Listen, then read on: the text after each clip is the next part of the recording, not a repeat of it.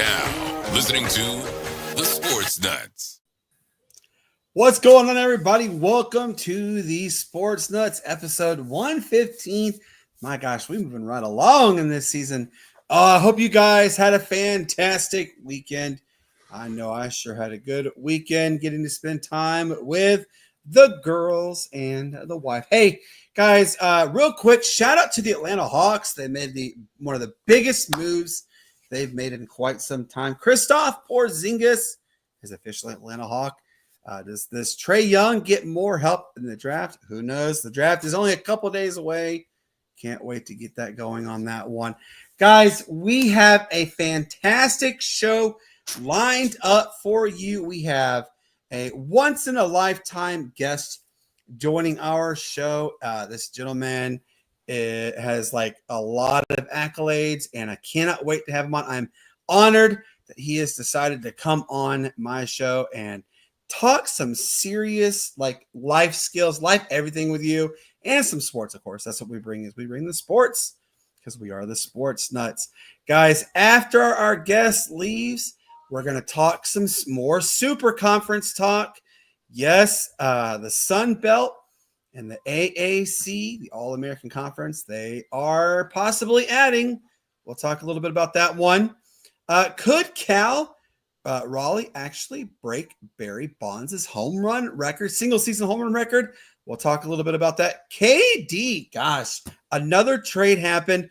Kevin Durant is officially a Houston Rocket. We'll talk a little bit about what was given up, and could this actually mean good things for Houston or no? And then a couple questions I have. What was the biggest upset that you've seen in college football? It can be more than one. However, it has to be from your fan base. And then, guys, I want everybody watching, I want my four guys to give us your NFC playoff predictions and your AFC playoff predictions. Look, training camp is knocking on that door. It's right around the corner. Could there be a team that pulls a rabbit out of their hat?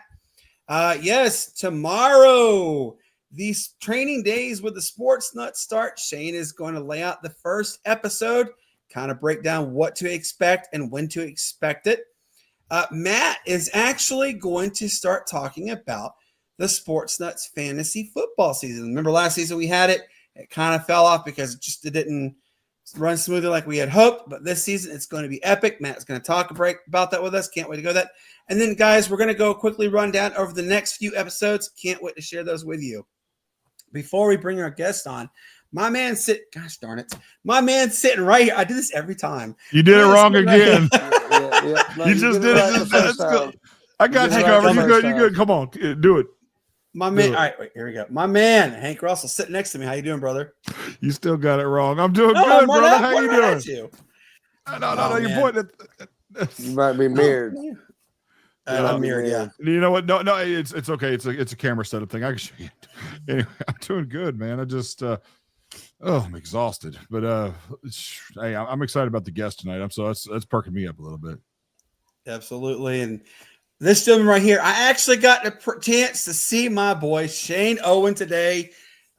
Really cool. My wife and my kids and I, we drove up to Asheville, North Carolina, just to spend a day away from Easley, and we had a lot of fun. Actually, got to see Shane. We went a little sightseeing in Asheville. But Shane, how are you doing, man? Man, doing good. Shoot, after y'all left, finished up work, and came home and went to the pool. It's a little hot, not too bad. Didn't break 90, so we're good on that. But man, ready to get into a fantastic guest that we're going to have tonight. Ready to really pick his brain about some things, and want to hear some of his story and all. So really excited and ready to get it going. That's right, guys. You're going to absolutely enjoy. Get your popcorn ready. This gentleman does not need an amazing introduction, but I'm going to give it to him anyway. Ladies and gentlemen, boys and girls, children of all ages, stand up. The man himself, Dwayne Morton. What's up, brother? How you doing, man? What's up, brother? Thank you so much, man. Thanks for the introduction. I'm a huge WWF, WWE fan, so the New Age Outlaw thing. I appreciate that. So thanks a lot. But I'm looking forward to, getting together and just talking about mindset stuff, but also talking about some sports with you guys. Absolutely. Man, I want to say thank you so much for, getting back to me and agreeing to come on my show. Man, it means an absolute amount of gratitude. I can't give you enough gratitude because it means the world to me to have anytime anybody comes on to be a guest on our show. It means the absolute world to us. But to have you on, man, I really do appreciate it. And man, I cannot wait to get this going. My first question that I have for you, here's how I'm going to do. I'm going to do a question. Shane's going to do a question. Hank will do a question. And then we kind of want you to give a little synopsis of your life story, if you don't mind. Does that sound good? Yeah, that's fine. That's perfect. Awesome. So look, obviously we know June is Men's Mental Health Awareness Month. We've seen a lot of this mentioned in the media about professional men's athletes who actually struggle. We just saw the creator of sports science. Unfortunately, he did take his own life related to depression. What advice can you give to everyone who is watching who may be struggling with their own mental health? Yeah. So first of all, the first advice I would say to any person, whether male or female, is just that there's never been a time of when we went through something that we didn't get through it. Does that make sense? So when I had to pick, when I was in grade school and they said we had to do an oral report, right? Everyone was scared to death, but we made it through. And so I think that's one of the problems that we just, as an adult, we kind of forget is anytime I had to go through some type of obstacle, I went through it. So I would say that would be one of my biggest points of advice, because I feel like that would take your nervous system down to neutral. Second of all, let's control our breathing. There's a reason when I was a young basketball player and I had to shoot free throws, my coach always said, control your breath. Take a deep breath before you take it and get into your shot. And so I think those two things are extremely important. And those are the things that we can control, right? And when you're able to control the things that you can control, then you're the one behind the wheel. And I think that's what actually makes people come more at peace. I like that, and I don't know if you see whenever, like I was telling you before our show comes on, my buddy Jacob, shout out to my buddy Jacob. I love him to death. He's one of my best friends. He always asks, do I get nervous? And I've been doing this for over 20 years. And every time I get ready to go on the air, when I was on the radio, when I do this, I have to focus on my breathing because I do get nervous. This is live. So absolutely, it's okay to be nervous. Shane, you have a question. Go right ahead, brother. Oh yeah, well, we do appreciate you coming on, and since we're going on the mental health side of things, I see that you've got a book out, Bounce Back Blueprint, Become Bulletproof. Can you kind of give us a little bit of insight on kind of your background and kind of what led up to the book, and just a little bit about your show up to win concept as well? So this is a great question. So first of all, I'll take the show up to win part, and then I'll talk about the book. So I believe showing up is more than just showing up in attendance. I think people, they've been told, hey, just show up to the class or whatever.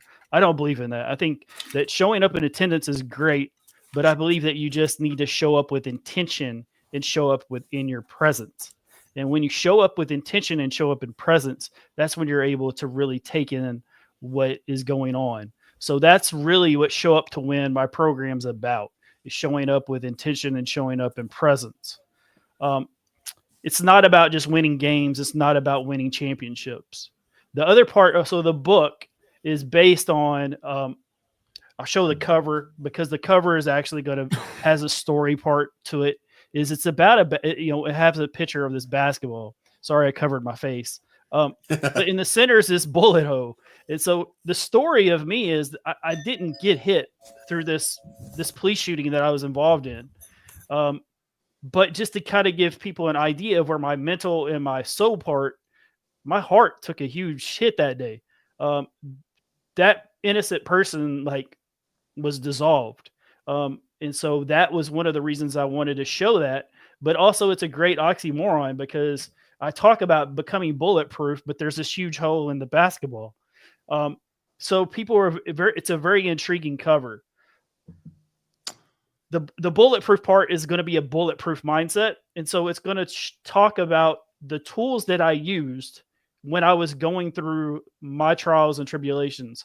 So just to kind of give some context, I'm a former international basketball player, but before I could actually get the money, I ended up hurting my knee. So there was one challenge. My next challenge is when I was 29, I was diagnosed with a rare blood cancer. I was originally given 5 years. So there was the other challenge. And so then I was involved in this police shooting that I was talking to you guys about. And so if this stray bullet that hit the truck that I was driving, if it's an eighth of an inch to the left, it kills me. Eighth of an inch to the right, it hits my little niece who's 3 years old in the back seat at the time. So I was dealing with PTSD and survivor's guilt. And then March 8th of 2024, I found out I was misdiagnosed and I only had severe sleep apnea. So I lost 18 and a half years. And so there's these parts where I had to utilize tools that I maybe didn't understand the scientific reasons, but I can explain the reason that I did these things. And so I go into breath control. I go into things, the mindset of just, I call it Dwayne's daily plan of attack. And what that's going to be these four things that I do every day. And that's gratitude, self-care, movement, and adaptability. My goodness. I like that. That's Mhm. and you know, obviously, you know, there's so many challenges that are out there in this world. I mean, before we get to Hank, I want to give you a little rundown. I mean, I had a widowmaker, July 8th, 2023, and you know, I'm a huge advocate for health, especially for the internal health. And you know, people nowadays, they kind of, I'm too young. This can't happen to me. I was 39 years old when I had my widowmaker. And we found out the hard way. The ER doctor said, well, we're glad you had the second version of a heart attack here. Otherwise, you'd have been dead within the hour. That's how close I was to kicking the bucket. Well, I'm 41 years old. I was only given a 12% survival rate. I'm almost 2 years into it, exactly 1 month away from my 2-year heart anniversary. And, you know, God has a plan for everything. And that's how you have to always view it that way. Hank, you have a question. Go ahead, brother. Man, I got many questions. Good night. On a side note, you're my favorite guest so far. I'm about tired of interviewing athletes and coaches now. I'll say this, or I'll ask you that. I got a few questions, but let's start with this one. Okay. Is your plan more practical, or does it also mix in with like esoteric beliefs or spiritual beliefs? Man, that's a great question. It actually has both. The practical part, but also their spiritual part. So I am a believer, but I'm also very spiritual. I take it past just what the regular, your normal church would be. I live in the western part of Kentucky, so I'm in the Bible Belt. So just to kind of give you guys an idea, one of the big steps for me, and actually the guy who wrote the foreword in my book is a master hypnotist, Chuck DeBroder. Amazing guy. He works with UFC fighters, works with pro bodybuilders, and just all kinds of big business leaders. I met him, and he took my trauma from that was a level 10, a level 9 to neutral, where I can talk about these type of things with you guys. So that was the one step that really changed pretty much everything, because my nervous system was on, just a complete red alert all the time. There was times that I couldn't get any sleep. There was times that I wouldn't even sleep at night because my nightmares were that bad. And so so I love the question. It's going to be a lot of practical parts, but it's going to also be spiritual parts too. So it's both. Okay. I'll get to another one. I'll get to another one in a sec. Anybody else got one before I ask my next one? Shane, go ahead. Yeah, I got one. Well, with your, kind of history in the basketball, we saw OKC win the finals the other night. And, what I could see, it was kind of a lackadaisical, lackluster kind of, enthusiasm on the win. Especially since we've seen other leagues with the NFL, even some college sports, the way that, it seems like the players and, coaches and all celebrated, just a little bit more with them. What do you think that means for the NBA, with the ratings and everything, especially dipping this year during the finals? It's a great question. So I'll go ahead and tell you, I really barely watched the finals this year because I was so busy with doing my personal stuff. But what I did watch, I think this year is going to be the time where we remember who lost the championship over who won the championship. I don't recall any time other than the Lakers, because I'm a Lakers fan, against the Pistons, where most people are going to remember the loser rather than the champion. And the reason why is Tyrese Halliburton. Like, that injury changes that whole dynamic of that game. And his calf injury, like, I felt like the Pacers are actually going to be what I feel is going to be what the new professional basketball is, where you're going to have 7 to 8 playmakers on a team where every one of them can handle the ball, shoot the ball, but they can make plays. And so what I love about OKC is they have that dynamic. But if you look in the last 5 years of the NBA, we're talking about the last 5 years we've had stretch fives. So right now, if I was an NBA team, I'm looking for a new stretch five, because you need a stretch five to be able to win a championship, in my honest opinion.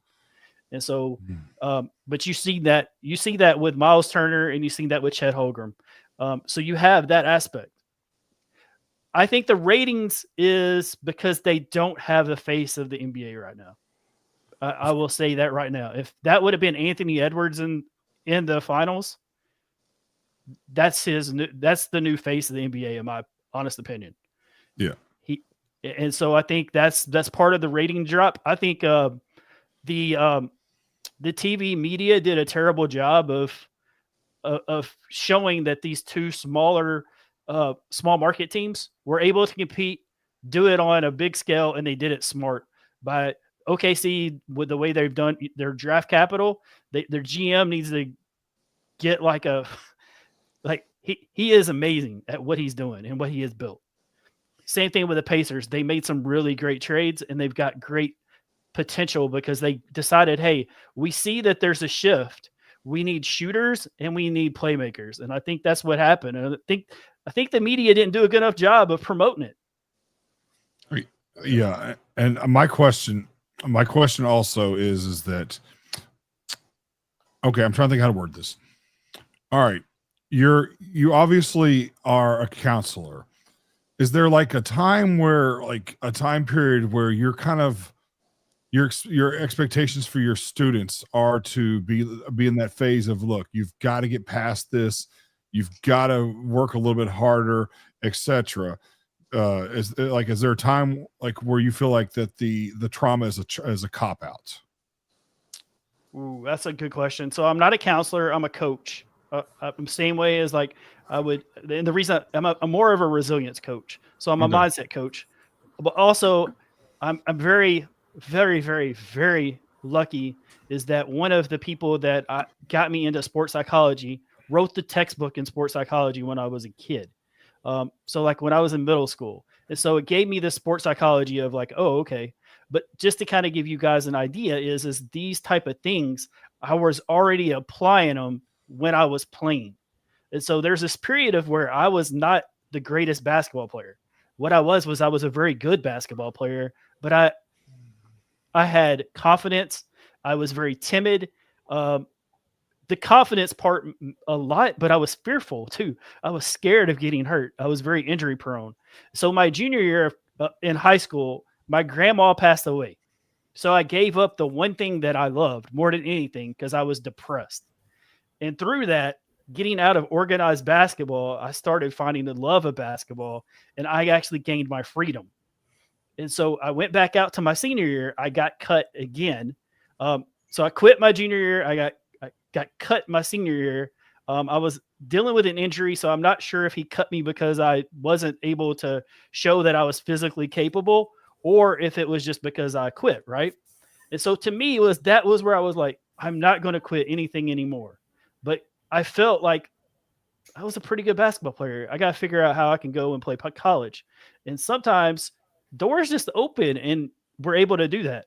So the trauma part with people is, do I think it's a cop out? I think that it's just our nervous system. Our nervous system was designed for us. So go back thousands and thousands of years. It was to keep us safe. So in my basketball career, it kept me safe. It kept me away from playing basketball. It kept me away from the fear, kept me away from being confident. It kept me away from being injury prone. So it kept me safe. And so it's the same thing that happened when we were cavemen.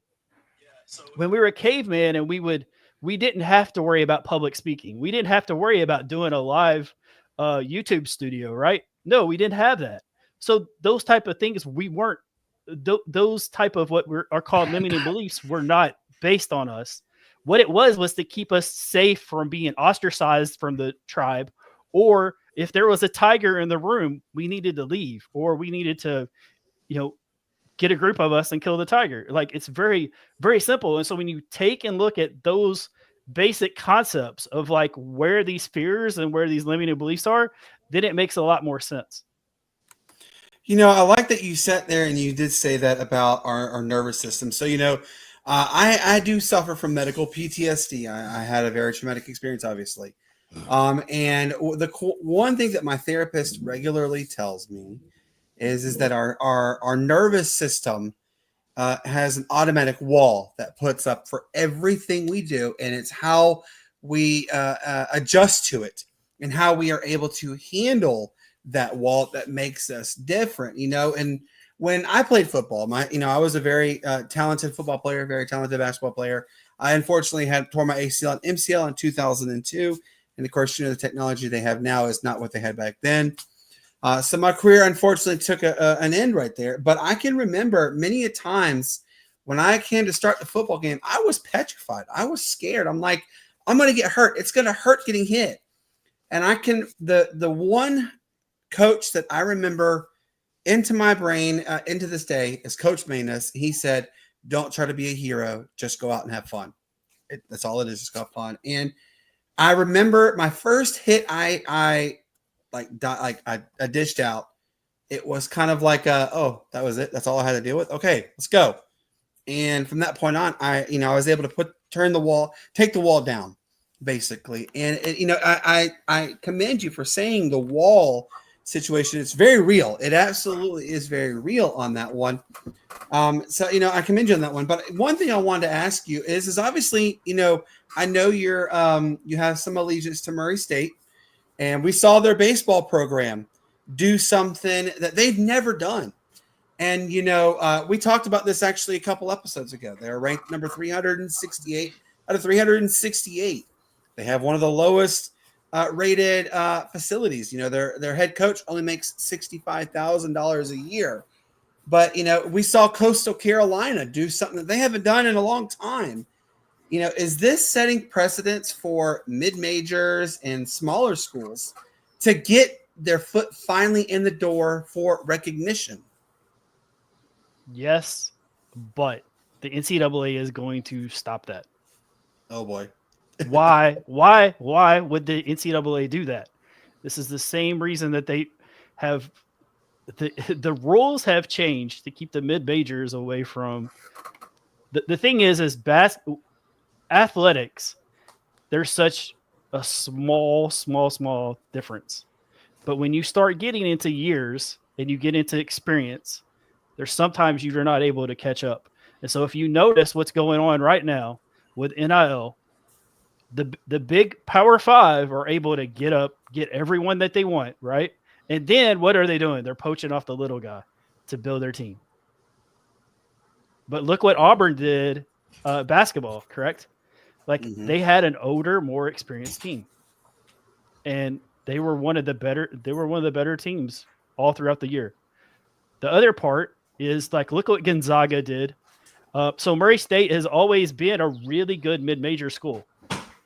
And so they've had really great players from Ja Morant, Papa Jones, Cameron Payne. I mean, there's a list of really good players that came through here, but it's always going to be where, hey, the amount of money that's coming through It's hard to compete.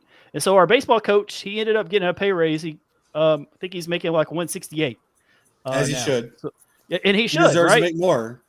Right. But I was scared that as soon as he showed, he played that game, I was like, here in 2 days, he's going to be gone. So I know Mac McMahon pretty well, who, he went to LSU. If Mac McMahon stays at Murray State, it's a whole different program. And that's the thing and that's going to always be the thing is it's a school for coaches to come and trampoline to bigger and better jobs. But I mean, same thing. Houston Nutt, when he left Murray State and went to, I believe, Ole Miss or Arkansas. And so that's the thing is like these coaches are going to come and go off of these smaller schools. That's just how it works because of the money. They can't. How can I tell somebody not to go take more money and be able to give themselves more security for themselves and their family? I think NIL is a really good thing. I like the fact that these kids are getting paid a lot of money. I feel like it needs to be put into some type of trust or something for later on, and not going and buying these $250,000 cars, which is causing. So I'm a Georgia football fan, and I have an issue where all the football players are getting speeding tickets, and but also there was a not just reckless driving, but it actually cost some people their life. Like that's the issue is like there needs to be something to balance this out, and I'm not sure how that works. And at the same time, I know from the basketball standpoint, I feel one and done needs to be. I feel if you're 18 years old, you should be able to go play pro basketball. Like this is ridiculous. This one and done rule is insane, in my opinion. It does help the college, like the media part. But honestly, college basketball would be fine if those players go to the NBA. It didn't have an issue when Tracy McGrady, Kobe Bryant, and Kevin Garnett and LeBron James went. Like it didn't dilute the college game. And so I think there's another part of that too. We just have to start looking at some basic facts. But really, the NCAA doesn't need names. It's always been the name on the front of the jersey, not the name on the back of the jersey for college. Right. And the one and done, there's less retired jerseys nowadays too, though. So, because. Yeah, I mean, it's insane of what they're asking of these players, but at the same time, these players want to move on, and you're holding their hand and saying, "No, we need you for this." But honestly, the program is going to be fine, and they're going to figure a way to poach off of the other schools. Like that's how that is the machine. And I don't know how feeder systems. Then is what you're saying. Yeah, it's a feeder system. I mean, and I'm surprised that you don't see more and more of this happening. And you do if you're really paying attention, but NIL is like it's a different game. But I feel like here's the thing with NIL: the rabbit has the gun now. Like the rabbit has the gun rather than the hunter, and I think that's the different aspect. As an athlete, I enjoy it because they've made the game, and now the athletes are just playing the game, and now it's just in their favor. And so I think it's kind of, they've always done this and they've always paid players underneath the table. So I feel like, hey, this is just being out in the open. You hit the nail on the head on that one. Before we go any further, guys, our friend Matt is here. Thank goodness. He actually has a good question for you, Dwayne. Matt, go right ahead, man. What's going on, Matt? Hey, Dwayne, man. Once again, man. Sorry, I'm a little tardy to the party, guys. But welcome to the show, man. Welcome to the show. We appreciate you coming on. Man. And I don't know if this has been, I don't know if you touched base with this yet, but as far as your program, the Show Up to Win program, what I know, as I read up on you, I read about the many different, close calls you've had, as far as in the experiences that you had in life. But what do you think? And this is just a kind of I won't say a kind of personal question, but to those who do, suffer from, I don't know what to call it, as far as suffer from, I guess, getting in their own way or being lost in their own head, or things like that. What can your program offer? Like, what are the steps that you take to, kind of help these athletes kind of get out of their own way, so to speak? Yeah, so it's a beautiful question. So self-sabotage is what I believe you're talking about. So one of the things I Yes. do with my players, very first thing, is I let them know on absolute truths. I say, hey, this is how it is. You're an athlete. You're loved by 50% and you're hated by 50%. And guess what? If you screw up, the people that love you, that 50%, can turn on you on a dime. And so you're hated by 100%. So let's look at these absolute truths. An absolute truth to me is the sun comes up and the sun comes down. Let's look at that. The other thing is, more than likely your family loves you and God loves you.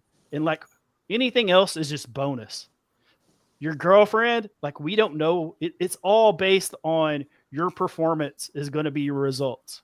And so that's the thing is if you're a good boyfriend and your girlfriend's is happy, right? So, I mean, if you go take out the trash, she's going to be happy. But if you don't take out the trash, those are the things, and you're going to get, in arguments. And so I think it's very important for people to understand that, like, to stay on those absolute truths. And so those are what took me through the steps that I had to be resilient and it take me through that challenge of me blowing out my knee, me being diagnosed, me going through the shooting, and me going through the misdiagnosed. Was I knew for when the chips were down, I knew if the sun came up, the sun came down, and like I have to breathe and I can feel my heart. That's really the things that you have to base it on. And once you build up on that foundation, you can build on the other things. And so I let them know that. And so also I teach those kids a lot of steps, but it's also in visualization. I don't want them to like focus on running the race or playing the game. I want them to think about celebrating with their friends after the win. I want them to go past it so they can go into that feeling. And so that's what's actually going to be what pushes them through. I like that a lot. I love the positive, the positivity that you bring. And, you're right. Just first off, look, take it day by day, folks. Everything is set in motion for you. I believe everything has a purpose. Obviously, God's not done with anybody. He has everything lined up for you. Whether you believe in it or not, that's up to you. I'm not here to judge you. No one's here to judge you. But I will say this, Dwayne, before I let you go. Thank you for, coming on, telling our audience members that, there is more to life. And, you absolutely are the positive vibes that people need to have. And what I would ask for you to do is please let everybody know where they can find you, where they can learn more about you. Would you mind doing that, please? Yeah, I can do that. So I have a website, DwayneMorton.com, and that's going to give you more details about what my program is and give you some more details of like where you can find me. I also have showuptowin.com. And so it's with the number 2. If you go there and you join the wait list, I'm building a community. And the reason I'm building this community is because I need to be able to be consistent. And to be able to be consistent with this community needs me to be consistent. And so they also need the support of the other part of the community. And so what it's going to be is just once or twice a week, we're going to hop on Zoom and I'm going to coach people in a group setting and go ahead and like take, anywhere between 2 and 5 minutes per person and just coach people through it. And then I'll have videos in the back to be able to share and say, hey, if you're dealing with self-sabotage, okay, go to this video. If you're dealing with this limiting belief, it's going to be in this video. And so I'm building that right now. I've been building it for a few months, but I just wanted to make sure it wasn't just I want it to be perfect. I just wanted it to be complete. But it was the thing that I was wanting when I was going through all my stuff. And so I couldn't find it. And so I was like, hey, I'm going to build it. Same thing with this book. This book is on Amazon. It's called The Bounce Back Blueprint, Become Bulletproof. And so this book is for anyone between 13 and up. and it's basically, it just gives you the tool set, and so you're able to utilize it. Show Up to Win on IG, but also you can find me pretty easily under Dwayne Morton. I'm on Facebook. That's probably one of the best places to find me, or LinkedIn. But it's one of the things right now is I'm just getting visible. I'm just starting to be okay being visible, because there was time where I just was like, I just want to be able to show up whenever I want to show up. And, like I told you, that's not really about my program. My program is showing up with intention and presence. Eventually, I'm going to be going to different universities and speaking to their athletic departments and just saying, hey, this is what I went through. This is the mindset that you need to go. But if there's anybody that reaches out to me, don't feel like I'm unapproachable. I know I had a couple of people who was like, I can't believe you just like answered my question through an email. And I'm like, dude, I'm just a normal person. Like, this isn't like I'm,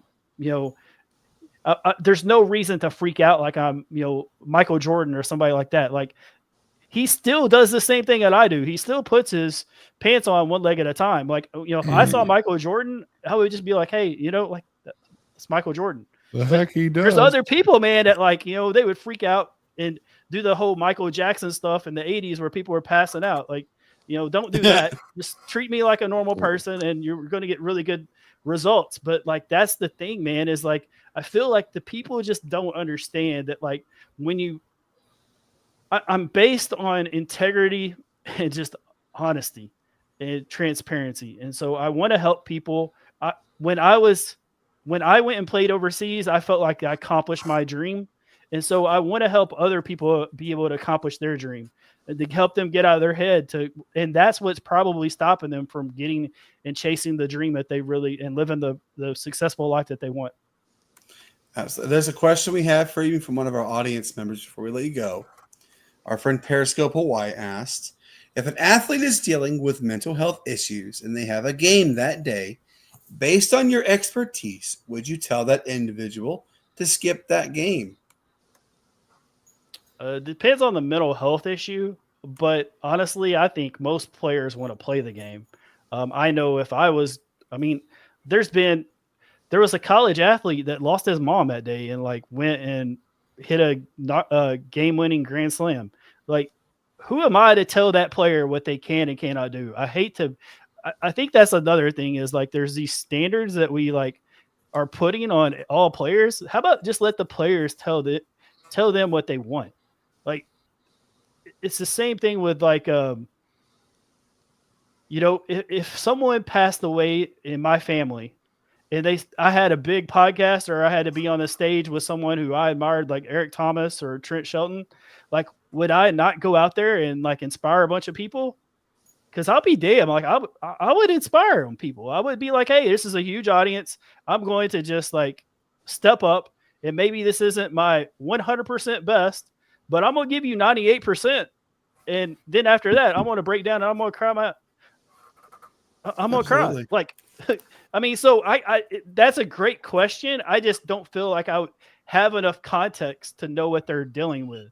I think that's another thing is like, sometimes we just need more context, but also I feel like that's up to the player. If the player wants to play, let them play. Absolutely. Dwayne, my brother, thank you for coming on, man. We're going to stay in touch. I want you to come on again if you're down for it. Sound good, sir? Yeah, absolutely, man. I'll go ahead and say yes right now. So get that Oh, up. man. And, Pleasure. if y'all guys want me to stay on for a little while and we talk sports, so I'd love to do that.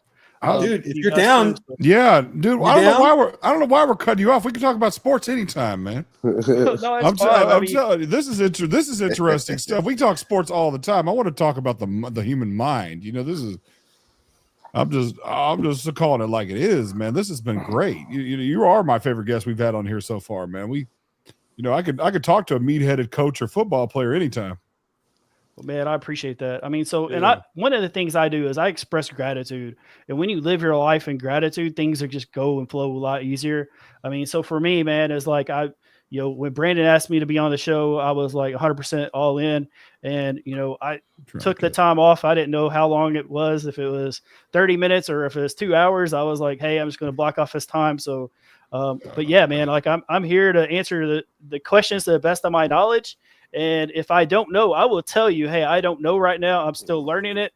and I'm still going through it. And so, the other thing I want to tell you guys too is I've only been healthy a year and a month. Like I only have been healthy a year and a month. And if you've seen me on my Facebook, Brandon, there's a picture of me a year ago, and it is a huge transformation. And that's the thing is it's amazing what happens when you just begin, and when you begin and you do things consistently, the big change that actually happens. Oh, you hit the nail on the head right there, man. Like, I mean, all right, there's a picture of me, and I sent it to our good friend Ben. I'll pull it up on my phone and I'll show you. So, like I told you, I had the absolute scare of my life with my health, and my wife posted this picture a while back, and oh my gosh, I was absolutely like blown away as to everything that has transpired from me. I'm trying to find it real quick. It is actually of me in the hospital. I'm holding the heart pillow, and here I am 2 years later. I'm able to stand up. I'm able to walk. I can't run. I'm never going to be able to run again. That will never happen. But I can tell you, it absolutely means the world to know that I'm here. I have 4 beautiful girls who are screaming. You might hear them in the background. I apologize. But my girls are my absolute world. My wife is my best friend. I have my 3 good friends sitting right here with me all the time, every Tuesday and Friday of the week. It means the absolute world to me. So you're right. Transformation is actually, it's amazing what you go through, and so, we talk about sports here, right? This is called the Sports Nutz. We are a sports talk show. What are the questions that I did? So here's, I don't know if you can see it. This is like all the questions and stuff that I want to talk about on a show. And one of the questions that I did mention was, do you know who Cal Raleigh is, by the way? Yeah, from Seattle Mariners. Got 31 home runs, 7 off pace for Barry Bonds right now. Yeah, he just blasted his 31st home run. According to ESPN, he could be on pace for 87 home runs. Barry Bonds at 73 in a regular in one season. Could Cal actually break Barry Bonds' regular season record? And I'll go to you right away, Dwayne. Do you think he could do it? So I believe anything's possible. I know that it gets a little bit more difficult when we're getting closer to playoffs. So we'll see how the Mariners are when it comes down to that part. He's having an incredible season. I want to see him hit the 62. I want him to see it I want him to get on pace to beat Aaron Judge. And then when he does that, then, hey, go for 73. But to me, I feel like that's the number that people want to see first. I mean, I'm a huge Barry Bonds fan. Probably the greatest hitter of all time. If you look at, actually, I'll say that he's the greatest line drive hitter of all time. Thank you. And so what made him even better was the fact that he started playing chess up there. If you start watching some of his older tapes or some of his videos and talking about him at San Francisco compared to him at Pittsburgh, is like he really was playing the mental game. And he was playing if you watch the documentary that he did with Greg Maddux, like he was talking about the pitches that he felt like Greg Maddux was going to throw him. I mean, Greg Maddux is one of the most consistent pitchers of my entire time, I feel like. But also he had that head game part. And so I feel like Cal Raleigh, I would like to see him I think he's going to get 65 if he stays healthy. I think that there's just going to be a point where these pitchers are not going to pitch to him. And do you want to throw a ball and have somebody hit a home run off of you, or would you rather just walk? Right. But nobody wants to be a game show answer. It's just one of those things, man. It's like when it starts getting to where he's getting closer, these pitchers are going to be like, no, I'm not going to let him beat me today. Greg Maddux talks about Barry Bonds, and he was like, I only pitched to him when the game wasn't on the line, but also when he couldn't affect the game. I can get 27 outs somewhere else. I don't have to get Barry Bonds out all 4 or 5 times he's up. You know, I'm so glad you said that because there was I remember that very well, and I remember Bobby Cox telling he kept doing this every time Barry Bonds came up. It was the 4 fingers. He didn't want to face that probability of Barry Bonds eating you for breakfast, lunch, and dinner kind of thing, and he did. He knew how to do it, and you know Barry Bonds. You know he is one of a legendary kind. Like, I mean, I don't know if we will ever see another true 750 home run hitter. I just don't know if we'll see it. I mean, maybe we see it with Aaron Judge. I don't know. Shane, you're a big baseball guy. Could Cal maybe break? Obviously, you know we can do the Roger Maris there, but could Cal actually break Barry Bonds and Roger Maris's record? Well, I think that the opportunity's out there. Let me put it that way. You know, right now in the last 6 games, I think he's batting like 417, 5 home runs, 10 runs scored, and then like 12 RBIs as well. But you know, he's already broken the All-Star for a catcher before the All-Star break home run record. You know, he's a talent that we've seen kind of fizzle out in the past with these you know, kind of smaller market teams. Though in the end, with the MLB, especially when it comes down to the playoff races, they are playing pretty good right now, though. So I think that he's got a good chance to beat that All-Star break record. But I think it also is too early to tell on the end of things. But I believe it is completely possible. But man, I'm just going to give a shout out to his nickname, the Big Dumper. So man, that's one of the best nicknames in sports that we've heard recently, in my opinion. So you know, we're going to be pulling for him because, you know, like we always do pull for these smaller market teams. You know, in a sense, you know, as an underdog story, you know, believe they can do it, and it can be done. I like that. I love that. So, you know, it's funny you mentioned nicknames. Raise your hand, all of you guys. Raise your hand if you remember. My name is Big Al, and I like to hit dingers. Do you remember that? I remember that wholeheartedly, and I think that like ESPN did like a recap recently of like all the former Little League people, and Big Al is not Big Al anymore. He's a tall dude, but he's like very thin. He still likes to hit dingers though, so absolutely on that one. And shout out. So this next one, Matt wasn't with us to start, but I'm there's 2 parts to this one.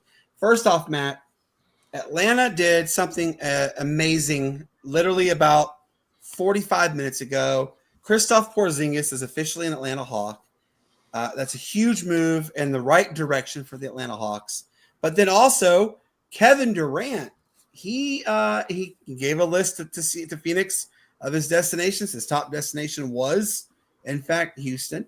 The Suns do get the 10th pick in the draft tomorrow, but could you know? Obviously, the short-term and long-term discussions on this one is could this be good for both Atlanta? Could this be good for the Rockets, or could it be just a big flop for both? Matt, what do you think?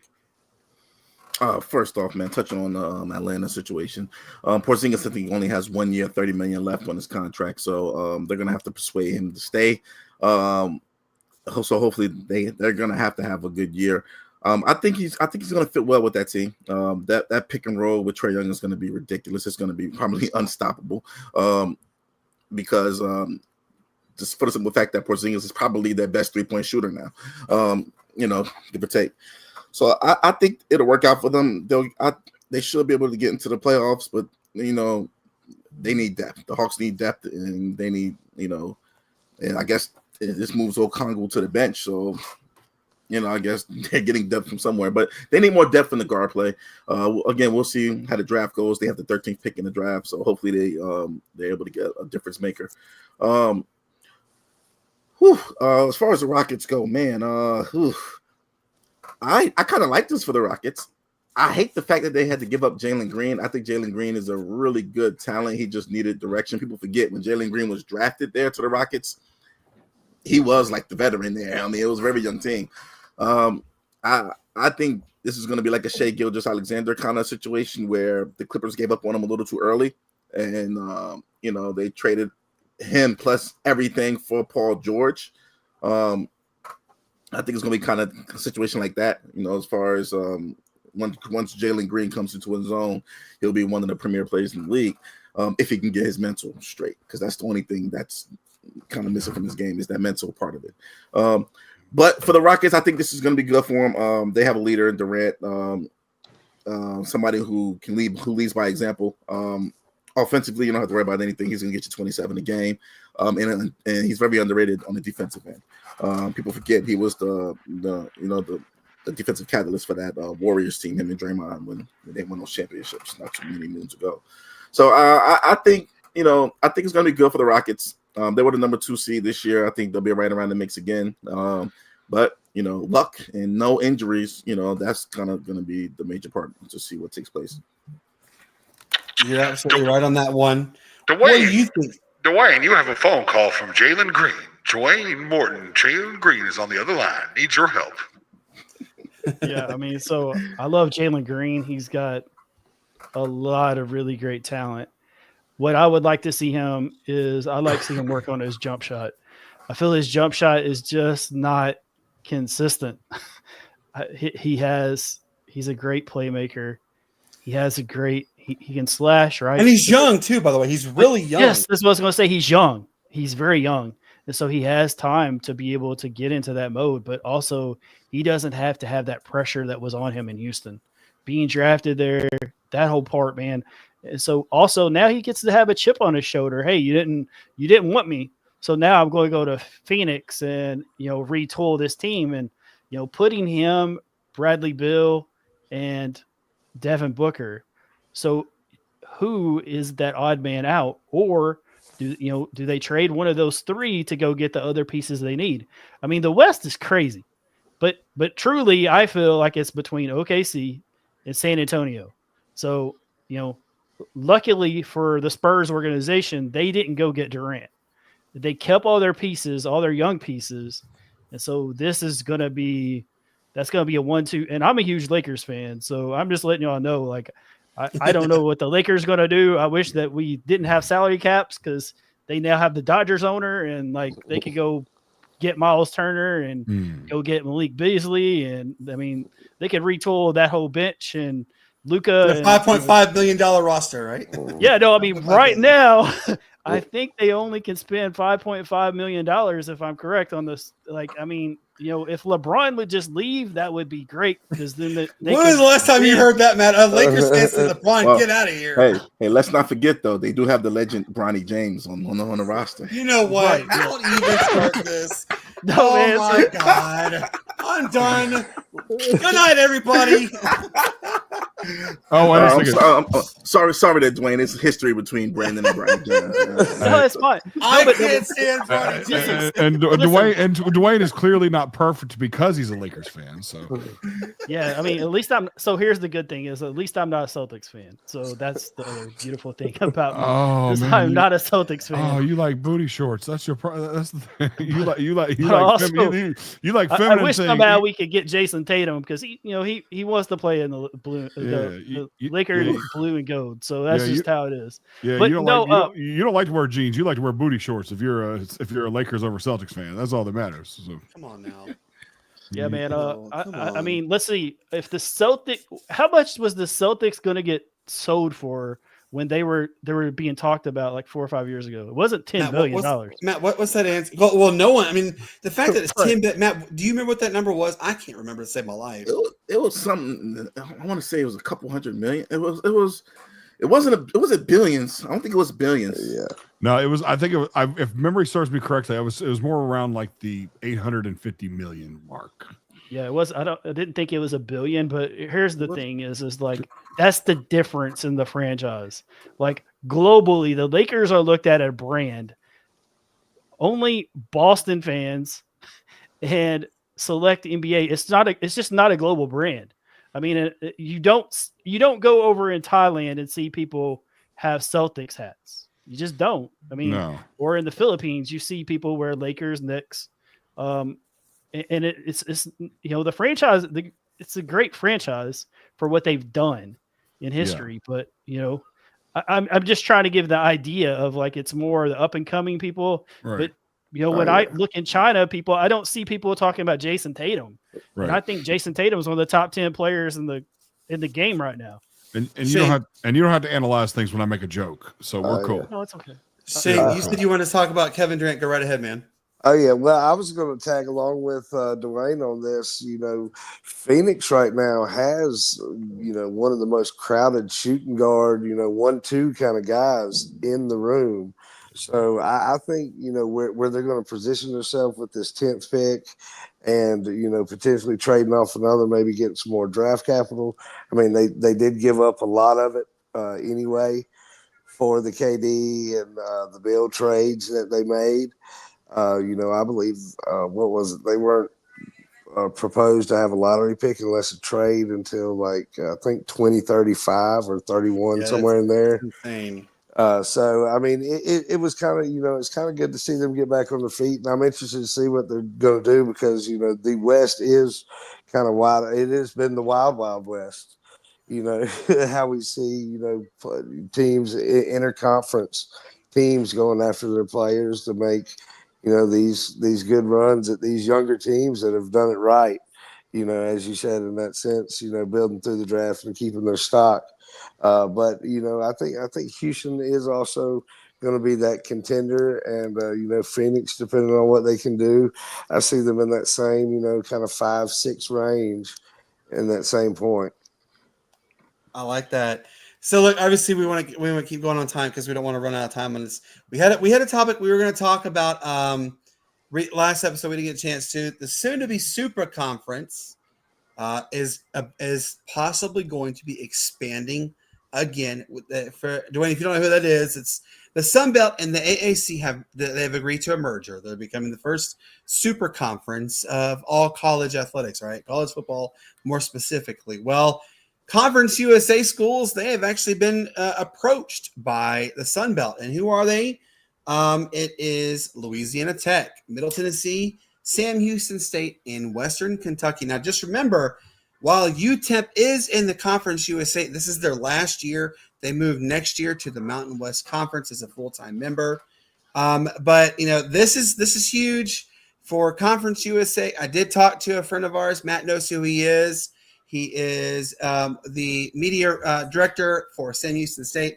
And our good friend Casey Smithwaite also believes that we could begin to start seeing the downfall of Conference USA. We've mentioned this many times that there's going to be 3 conferences. It's the SEC, the Big Ten, and the everyone else conference. It's lining up that way. But I definitely wanted to give a quick mention on that one. Dwayne, real quick, what do you think about this possibility of the Super Conference of the Sun Belt and AAC pulling in more schools to them? I think it's great. I mean, it's great for Western Kentucky. So the Hilltoppers, I mean, they're a rival of Murray State, but I've always watched them, and a friend of mine actually went there and played basketball for a few years. But I feel like this is going to be what you have to do to compete to get into that NIL money.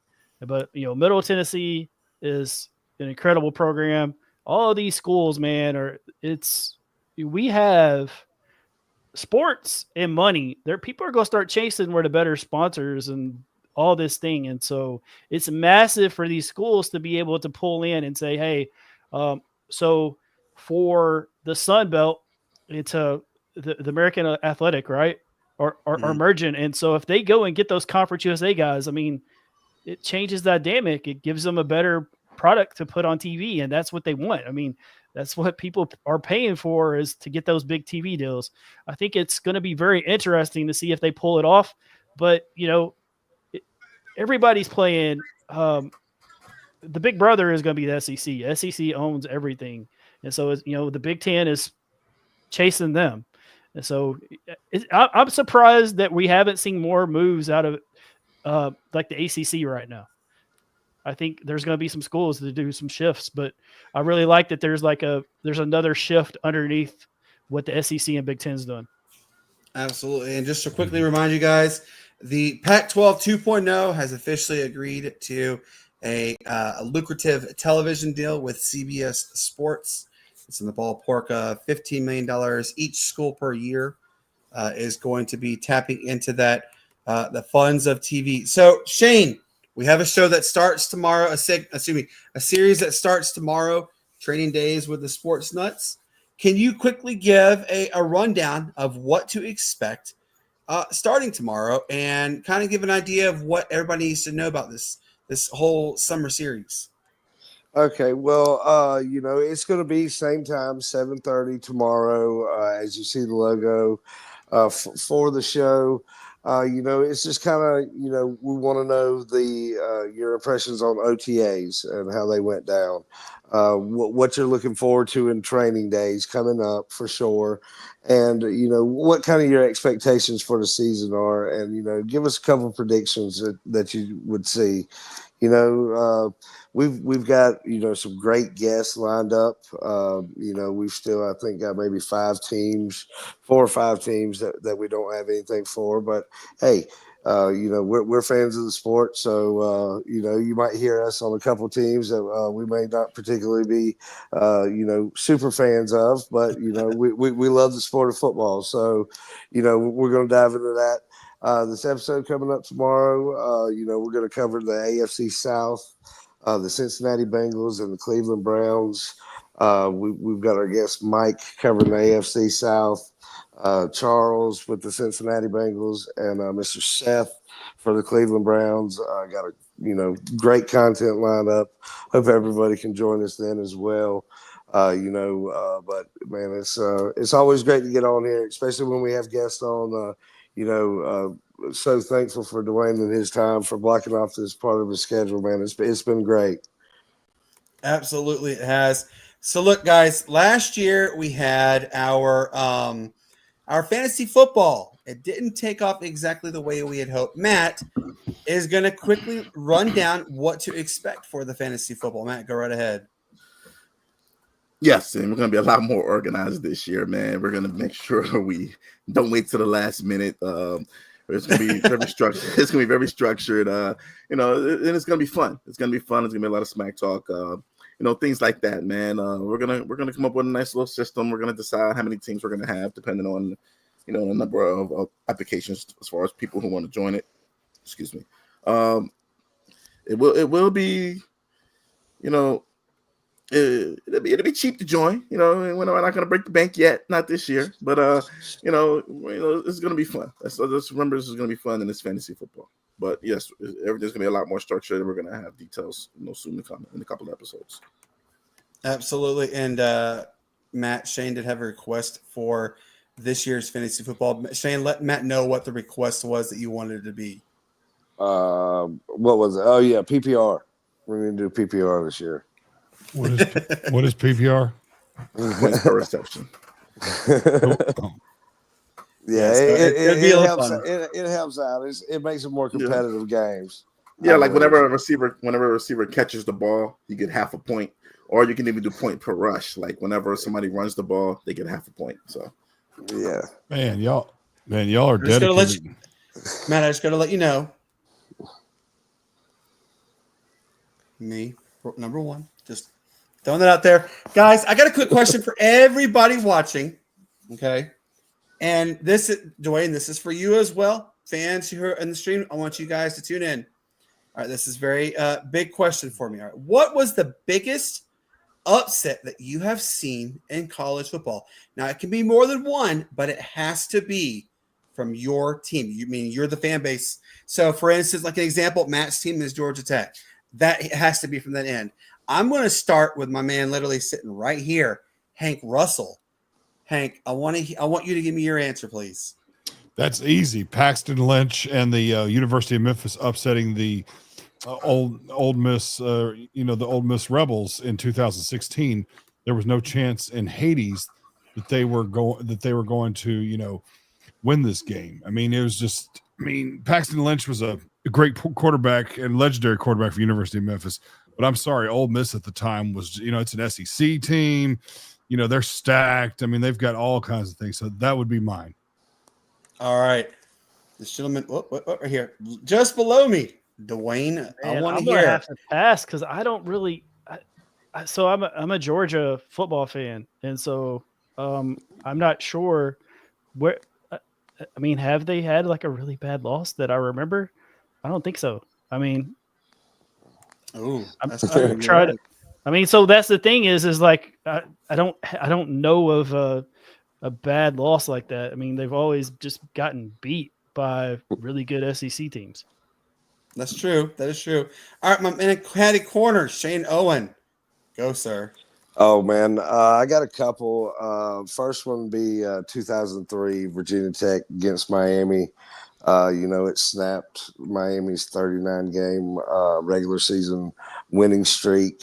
It was kind of Virginia Tech's first big game, kind of after the fall off from Michael Vick leaving and all. And then, the number one biggest college football upset, in my opinion, for Virginia Tech was when they went into the horseshoe there up at Ohio Stadium and took care of the Buckeyes, who ended up being the eventual national champs that year with Urban Meyer. But going up there in their place, in that atmosphere, and taking care of them the way that we did, that's by far number one biggest kind of upset that I've seen. All right, Matt. I got to come to you on this one.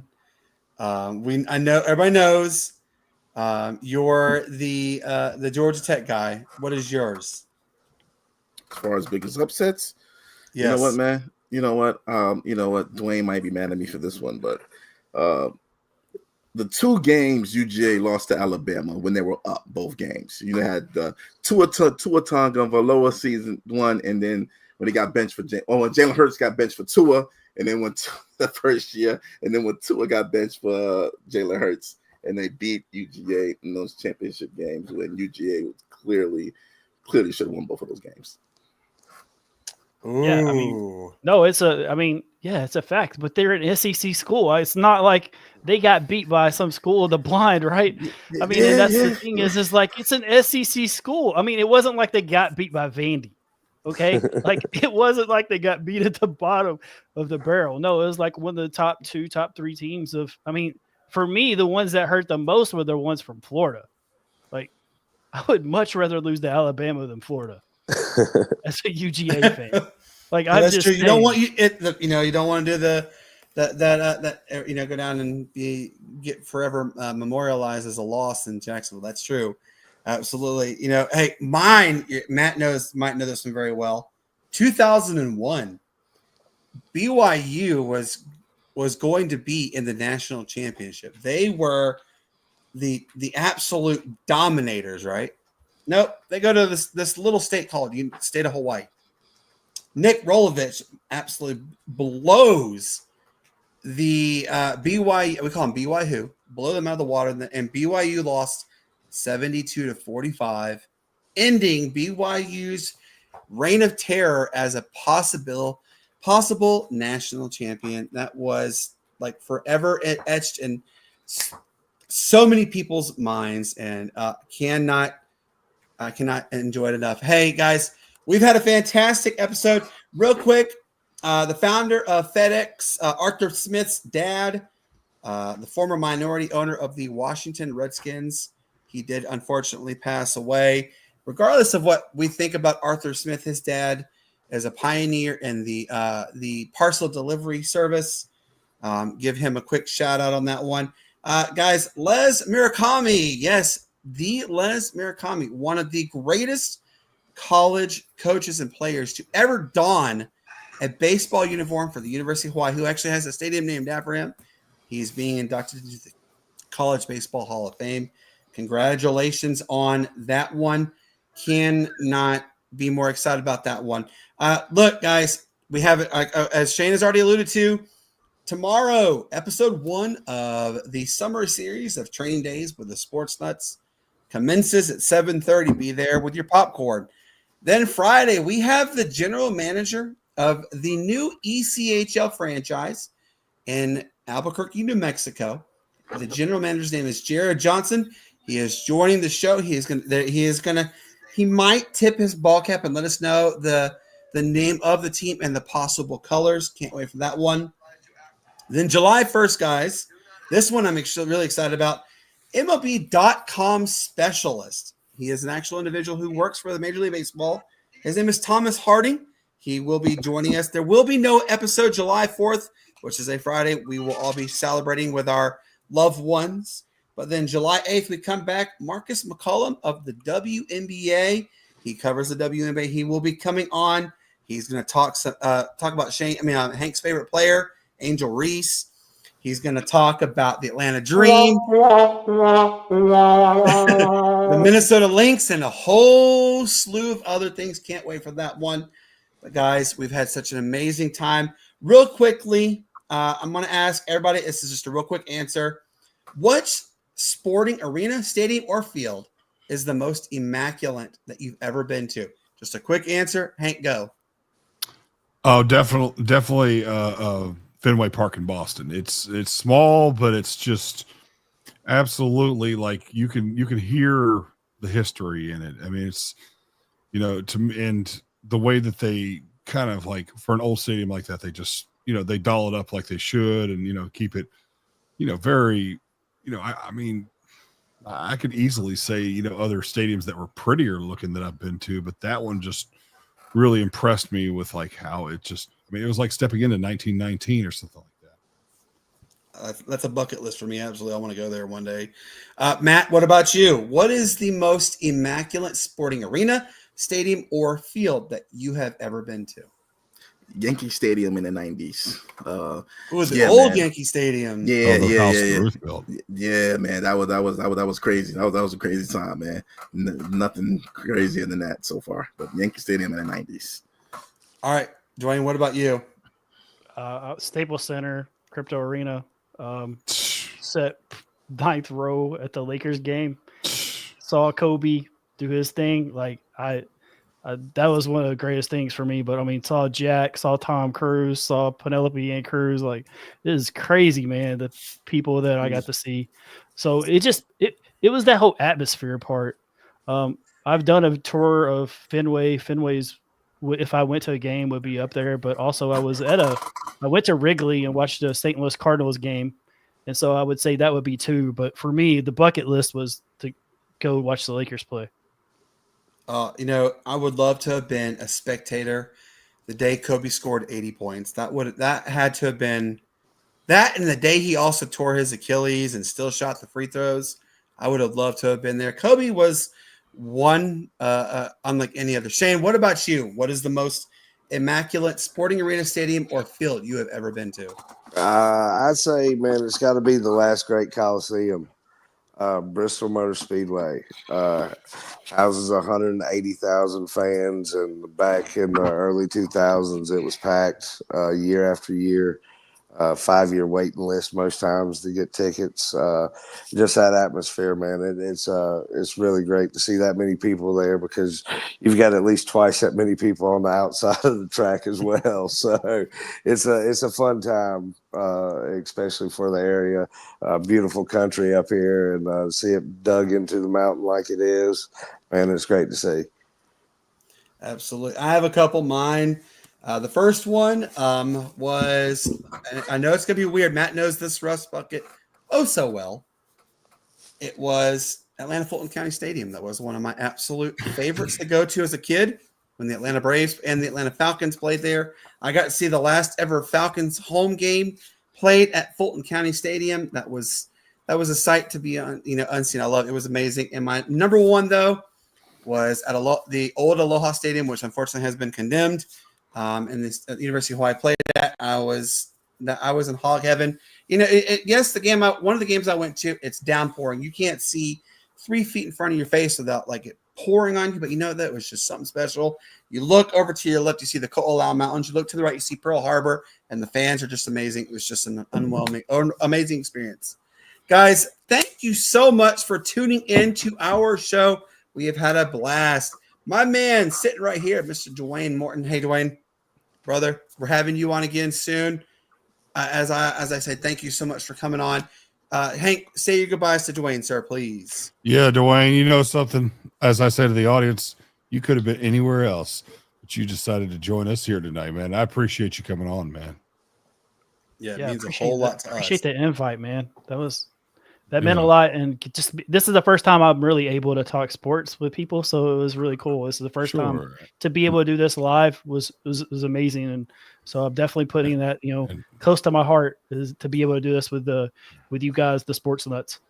There you go. Thank you, sir. Shane, what do you say your goodbyes to Dwayne, sir? Oh yeah, well, man, I appreciate you coming on, man. You can probably expect me to get that book in the mail probably within a couple of days now. So look forward. I'm gonna get it first. What are you talking about? I want to see it. I want to read it first. Oh well, hey, I already went on and ordered it last night when I was doing some research. So, but it's something that interested me. So, man, I look forward to it, man. I appreciate you coming on, and much love from our side as well. Thank you. Absolutely. Thank you so much. And Matt, say your goodbyes to Dwayne, sir. Yeah, man. Once again, man, thanks a lot for coming on. We appreciate it, man. We appreciate it. We're definitely going to be promoting you, and you're always welcome to come on, man, anytime. Thank you so much, man. It was really nice to meet all you guys. And so, I always say thanks to the listeners because they give the most valuable commodity, I believe, is time. And so I just really want to tell them how much I appreciate them. Thank you, my brother. And I'll talk to you soon. Sound good, Dwayne? Yeah, absolutely. Thank you, guys. Take care. Guys, it's been fun. Thank you to everybody who's tuned in. We will be back. So tomorrow it will be me. It'll be Shane and Matt. Are you joining us tomorrow, sir? I'm gonna try to get there. I should be able to, but I'm gonna try to. Okay, and if not, it's no worries. Yeah. But we have a whole summer series. Hank, are you able to join? If not, that's okay. No worries too. If I do, it'll be later. I've got to give my commitment to the Lord that night. So there you go, as well as everybody else on here. If you're watching the show, that's great. But if you're not, get your behind in church. But anyway, I'm sorry. Go ahead though. No, absolutely. All right. So with that being said, for our good friend Dwayne Morton, Hank, what do you tell these lovely people, sir? Man, you're great. God is good. Man, I don't know what else to say, man. Thank y'all for joining us this evening, and just try to eat something besides a candy bar for dinner tonight. That's an interesting statement there. All right. So what do you tell everybody, Shane? What do you tell these lovely people, sir? Oh yeah, well, as always, man. Thanks everybody for coming on, man. We appreciate it. May the good Lord bless you, and peace, love, and bacon grease. Peace, love, and bacon grease, indeed. Matt, what do you tell these lovely people not to get done, sir? Yeah, man, don't get flagged in the game of life, man. Go home, guys. Go home. Just not even worth being out there. Just go home. Respect yourselves, respect the others around you. Don't get flagged. Don't get flagged, indeed. As I always tell you guys, peace up, A-Town down. Why it's the greatest sports city there ever was. The draft is coming up, knocking on the door. Congratulations, Atlanta Hawks. I'm making that an absolute blockbuster trade. This one's for you, Shane. Slurping that bacon grease. Man, I don't know what that means. Guys, have a wonderful evening. We will see you tomorrow. You will see me and Shane. Hopefully, Matt. Hopefully, Hank. If not, no worries. You'll see me and Shane. Have a wonderful evening. We'll talk to you later. Good night, and enjoy this absolutely lovely outro. Bye.